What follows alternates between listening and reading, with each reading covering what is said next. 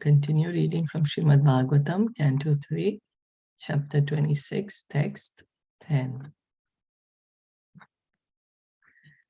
Shri Bhagwan Uvacha Yatta Trigunam Avyaktam Nityam Sad Asad Atmakam Pradhanam Prakritim Prahur Avishesham Visheshavat. Translation and purport by His Divine Grace, A.C. Bhaktivedanta Swami Srila Prabhupada. The Supreme Personality of Godhead said, the unmanifested eternal combination of the three modes is the cause of the manifest state and is called Pradhan. It is called Prakriti when in the manifested stage of existence. So Pradhan is the Lord points out material nature in its subtle stage, which is called Pradhan. And he analyzes this Pradhan. The explanation of Pradhan and Prakriti is that Pradhan is the subtle, undifferentiated sum total of all material elements. So Pradhan is when everything is unmanifest. The modes have not yet started being agitated. Everything is very quiet. All the everything is there, but it's very quiet. So although they are undifferentiated, one can understand that the total material elements are contained therein. When the total material elements are manifested by the interaction of the three modes of material nature, the manifestation is called Prakriti. So we were reading earlier, I think in the second canto, that how the Mahatattva is there. Then in the Mahatattva, the Lord glances and there becomes the agitation, the modes get agitated with time. Then gradually false ego is created, then mind, senses, then gradually ether, air, from most subtle to the most gross, ether, air, then fire, water, earth. So everything is there, but still not yet being, the potency is already there, the elements are there, but they're not manifest, and that is Pradhan. When they become manifest, it's called Prakriti. Impersonalists say that Brahman is without variegatedness and without differentiation. One may say that Pradhan is the Brahman stage, but actually the Brahman stage is not Pradhan. Pradhan is distinct from Brahman because in Brahman there is no existence of the material modes of nature. One may argue that the Mahatattva is also different from Pradhan because in the Mahatattva they are manifestations. The actual explanation of Pradhan, however, is given here. When the cause and effect are not clearly manifested, avyakta, the reaction of the total elements does not take place. And that stage of material nature is called Pradhan. Pradhan is not the time element because in the time element, there are actions and reactions, creation and annihilation, nor is it the jiva or marginal potency of living entities or designated conditioned living entities because the designations of living entities are not eternal. One adjective used in this connection is nitya, which indicates eternality. Therefore, the condition of material nature immediately previous to its manifestation is called Pradhan. So immediately before the manifestation starts taking place, it's called Pradhan. Everything is there inside the Pradhan, but nothing is manifested. Nothing is manifested. The Mahatattva is also not manifested because Mahatattva, then gradually, the modes get agitated in the Mahatattva. So all the raw materials are there, but nothing is manifested. Is that okay? Yes.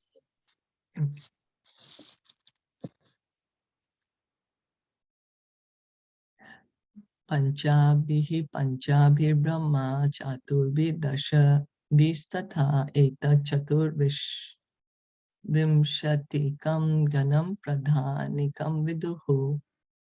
The aggregate elements, namely the 5 gross elements, the 5 subtle elements, the 4 internal senses, the 5 senses for gathering knowledge, and the 5 outward organs of action are known as the Pradhan. According to Bhagavad Gita, the sum total of the 24 elements described herein is called the Yonir Mahad Brahma. The sum total of the living entities is impregnated into this Yonir Mahad Brahma, and they are born in different forms, beginning from Brahma down to the insignificant ant. In the Srimad Bhagavatam and other Vedic literatures, the sum total of the 24 elements, Pradhan, is also described as Yonir Mahad Brahma. It is the source of the birth and subsistence of all living entities. So again, the Lord Kapila is explaining to Devahuti that everything is there in this Pradhan. All the elements are there. Nothing is manifested as yet. Nothing is manifested. Mahabhutani Pancheva Bhur Apo Agnir Marun Nabhaha Tanmatrani Cha Tavanti Gandha Dini Matani Me. There are 5 gross elements, namely earth, water, fire, air, and ether. There are also 5 subtle elements: smell, taste, color, touch, and sound. So the gross elements that we can, these are called the gross elements. Ether, that's the space, air. So it goes from the most, these are the most gross to the most subtle. Earth is the most gross. Then is fire. Fire is more subtle than earth. Then, water, then fire, air, and ether. And then the sense objects. For earth, it is smell. For fire, it is, for water, it is taste. For fire, it is color or form. Air is touch, and ether is sound. Indriyani dashashotram tvag drag rasana nasikaha vakkarau charanau medram payur dashama uchyate. The senses for acquiring knowledge and the organs for action, number 10, namely the auditory sense. So the knowledge acquiring senses and the acting senses. So what are they? They are saying they are 10, right? 5 each. So the auditory sense, the hearing, the sense of taste, the tactile sense, the sense of sight, the sense of smell, and the active organs for speaking, working, traveling, generating, and evacuating. So these are for the sense of hearing is with the sound, with the ears comes the sense of hearing. So that's how we acquire the knowledge, by the sound. And then taste. When we taste something, we get to know things. When we touch something, we get to know things. When we are looking at something, we get to know things. And when we smell, we get to know things. And the active organs are called the mouth or the tongue. Then the 2 hands. They are the 2 hands. Then the 2 legs. The legs, and then the genitals and the anus. These are called the active organs. So, did anyone want to speak anything about this, or we'll move on?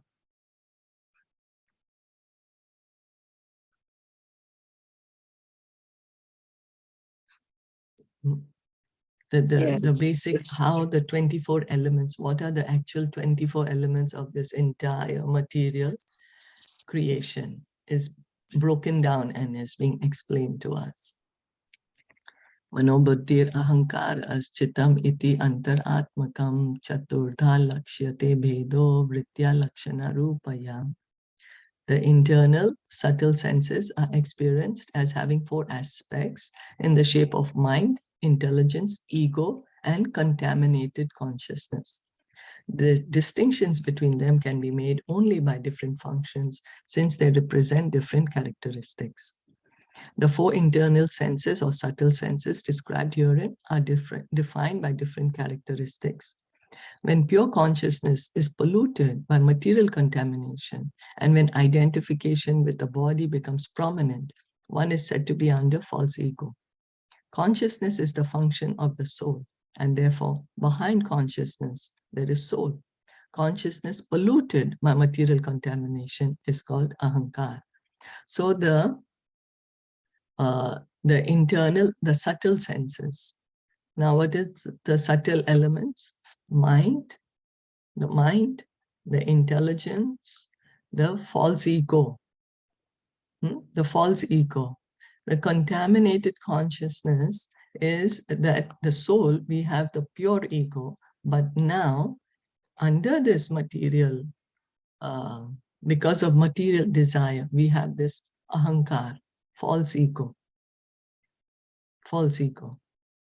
Yes. So the pure consciousness is contaminated, and that becomes the false ego.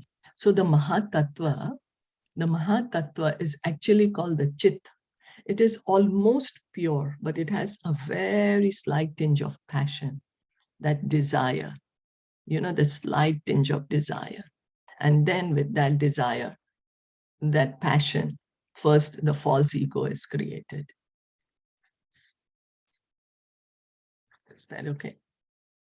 So if we study, this is all that this entire material world that we are so attached to, we are so attracted to, which gives different shapes, different bodies. This is what is there. So we can try to recollect what did we hear is there in this material elements. Does anyone remember?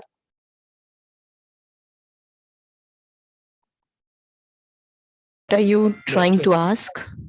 Yeah, 24 elements. Yeah, okay, 24. Okay, yeah.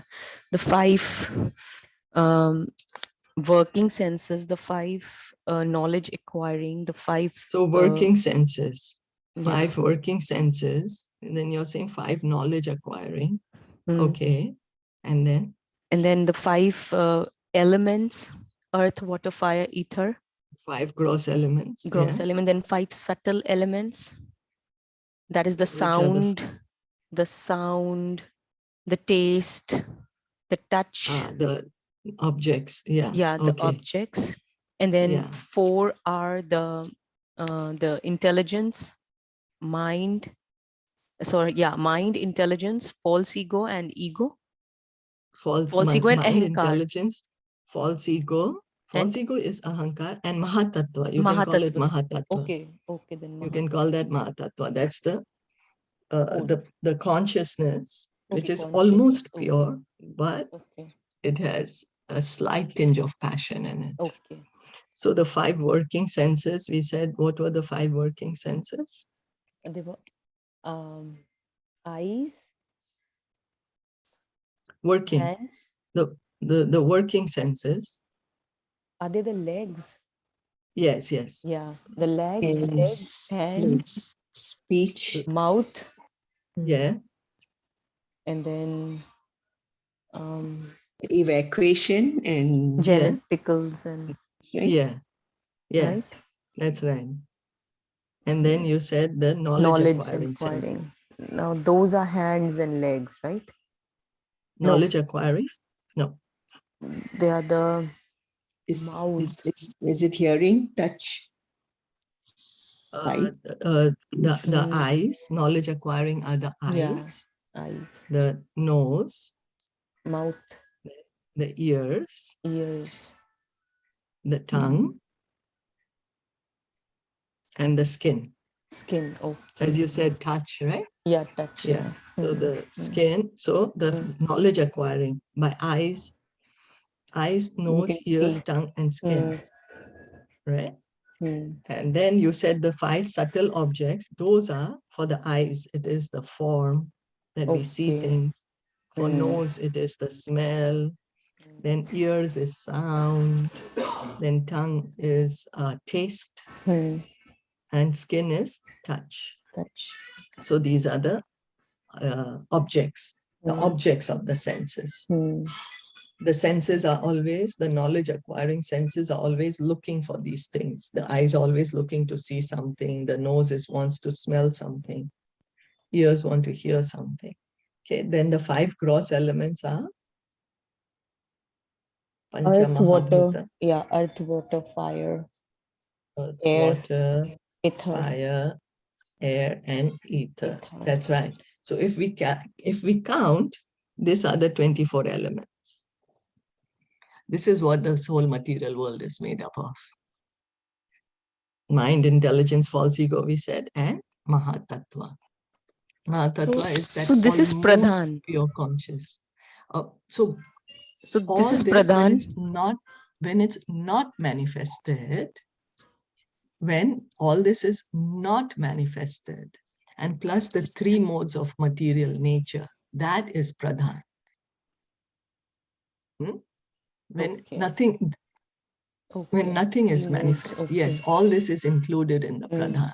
Yes, all this is there in the Pradhan. And the 3 modes of material nature are there also. What are the 3 modes of material nature? Yeah. Goodness, passion, and ignorance. So they are also Pradhan. Yes, they are in the Pradhan. Yes. They are in the Pradhan. Yes. The whole, everything. So the manifestation means the glance, when there is the glance, right? When there's glance. When there is glance. And the impregnation happens. Yeah, when the agitation. Yes. Agitation, and then from the mixture, then the combination of these modes, then gradually, everything is produced from the most subtle to the most gross.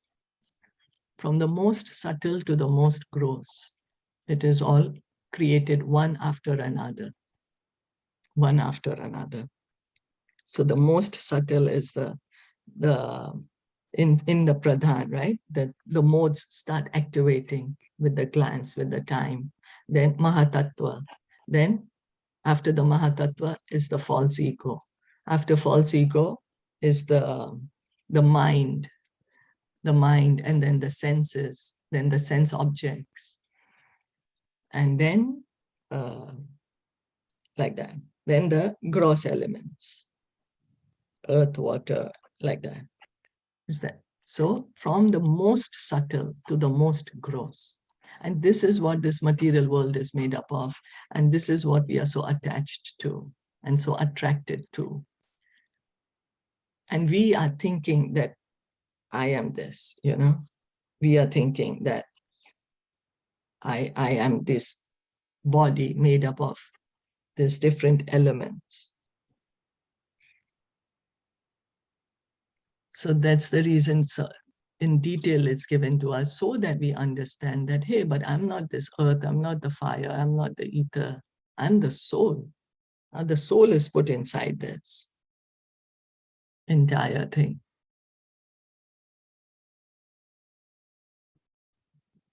Yeah, does that make sense? Okay. Yeah.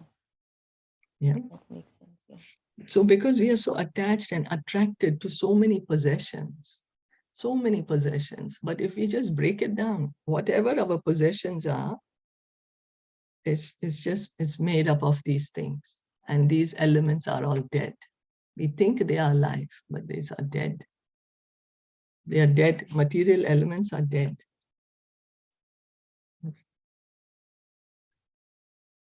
So then, did anyone have anything else to comment? Sneha. Why is the Mahatattva also considered one of the subtle senses? Mahatattva is the most subtle. It is the consciousness. It is not a sense. It is the consciousness, almost pure consciousness, but with a slight tinge of passion. That lust is already come there. The desire is there. Mode of passion is there in it. So it's called Chitta. Mahatattva is actually called Chitta. So this Chitta with a slight mode of passion, then this transforms into the false ego, ahankar. So you see what happens is because the soul is spiritual, right? Now the soul that is spiritual is starting to think that we are the body, material, completely opposite. So how can it happen? How is it going to happen? So it happens with this agency of the false ego. Because the false ego is the most subtle. Okay, so the Mahatattva is almost pure, but there is some passion there. So then from Mahatattva is false ego is created, and this false ego binds us to this material world. That's what makes us think we are the body. Otherwise, how we, the soul, start thinking we are the body? So that means so false it's like ego, you can, false ego yeah. is ego plus contaminated conscious. Yes, That makes it yes, false ego, right? that's Oh, right. Yes, okay. that's right. False ego. Contaminated consciousness. That's right.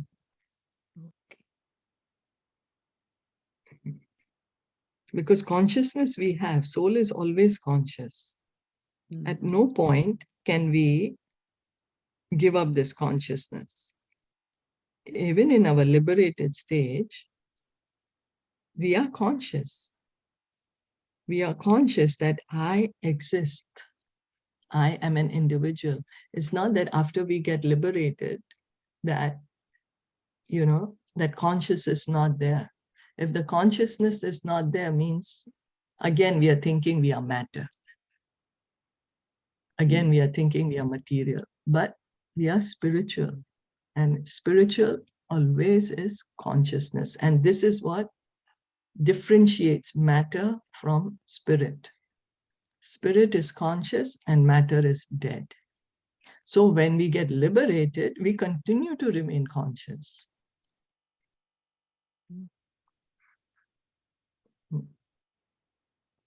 Okay. Is that okay? Yes. So, just a minute. Etavan eva sankyato brahmana sagunasya sanivesho maya prokto ya kala pancha vimshakaha.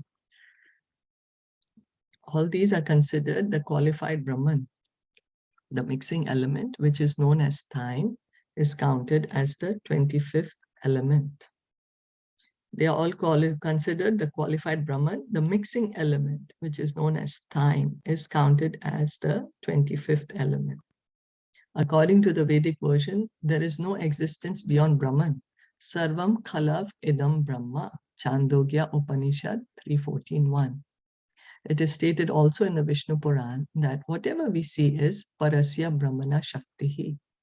Everything is an expansion of the energy of the Supreme Absolute Truth, Brahman.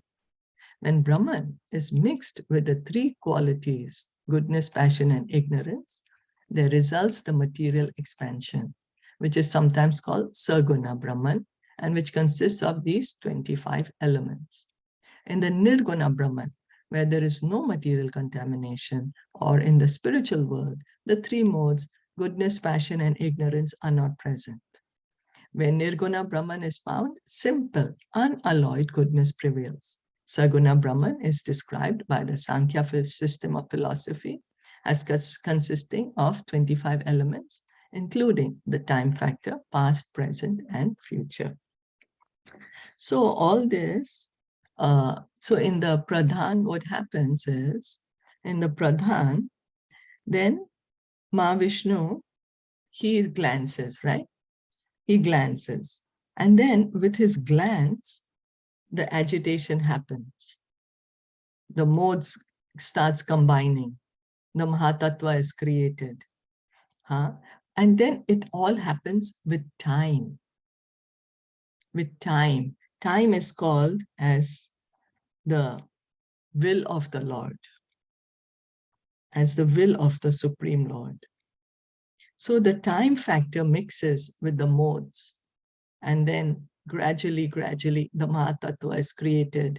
Then gradually the false ego is created. So all so the time is very important. And the time is called the mixing element. And that is also called as the supreme will of the Lord. And this time is called the 25th element. Now we have to understand that the Brahman, the Brahma Jyoti, which is coming from the body of Krishna, it is unlimited. Brahman effulgence is everywhere. Everywhere. Cannot be any one place where the Brahman effulgence is not there. So it's everywhere. Now what happens is that there are certain living entities like us who say, I don't want to be in the spiritual world. I want to enjoy by myself. I want to, I think I'm God myself, you know. Why should somebody else be God? I think I'm God. So for people like us, in this Brahman, a dark cloud is put there. This Mahatattva is put on the Brahman, because Brahman is everywhere.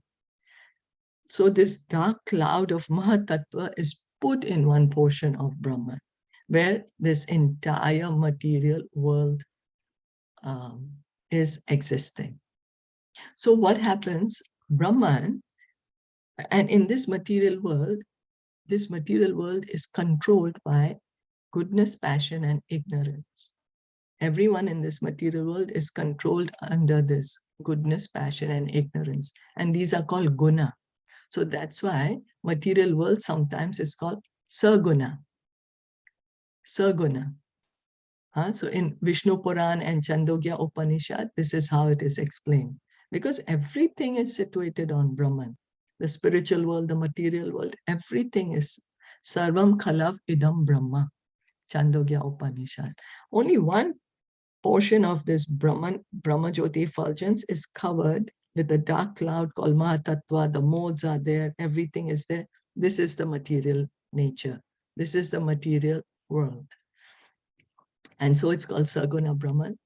And outside this dark cloud, where there is no goodness, passion, and ignorance, it's called Nirguna Brahman. And over there, there is only pure goodness, unalloyed goodness.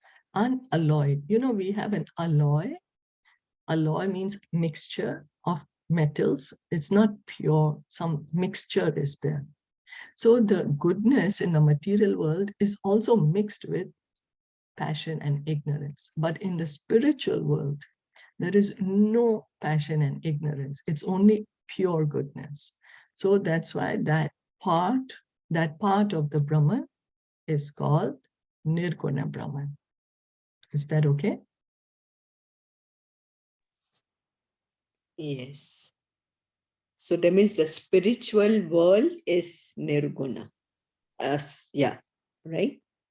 Yes. Nirguna Brahman. Correct? That's right. That's right. Yes. Nirguna Brahman. Why is it called Nirguna? Because it has no material guna. So what guna does it have? It has pure Shuddha Sattva. It's also called Shuddha Sattva, or pure goodness, or unalloyed goodness.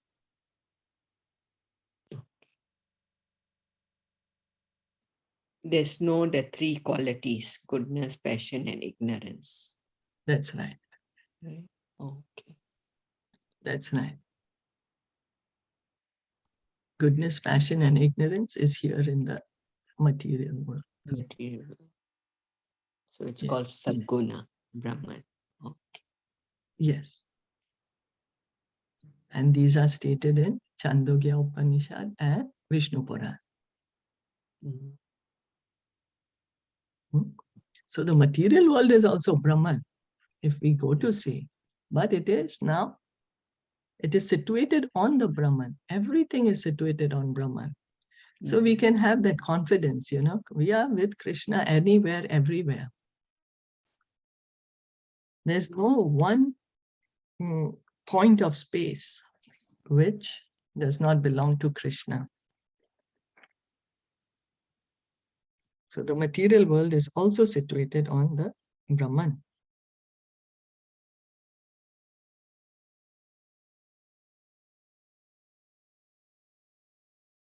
Yes. Yes. So this is Sankhya philosophy trying to make us understand, explaining to us what is this material nature all about and what is her relationship with the Supreme Lord. So that we can understand, oh, this is what I'm getting attracted to. So that we can, get the knowledge. Oh, I'm getting attracted. Oh, this is what I'm attracted to: earth, water, air, fire, ether. Well, it looks very nice, looks very bling, bling, shiny, everything. But everything is a combination of the material elements. Different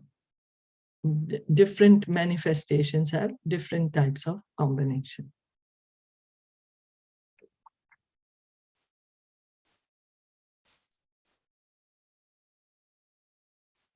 So do you mean to say that in the spiritual world, there's no these material elements? That's right. Okay.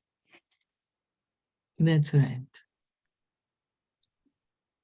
There are no material elements. Then we may say, but there is form in the spiritual world. There are birds and there is trees and there is mountains and there is grass.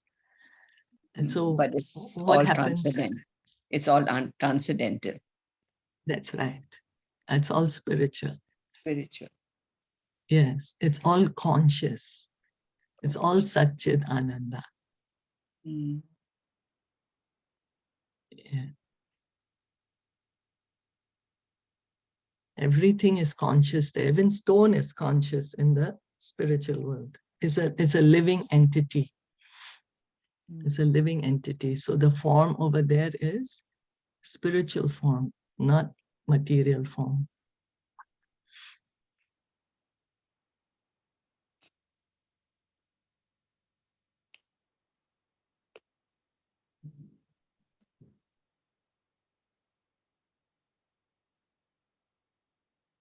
Is that okay? Yeah. It's a very analytical section that we are at right now. True. Yeah. Did you want to discuss it further, or it's all right? Yeah, it's okay now.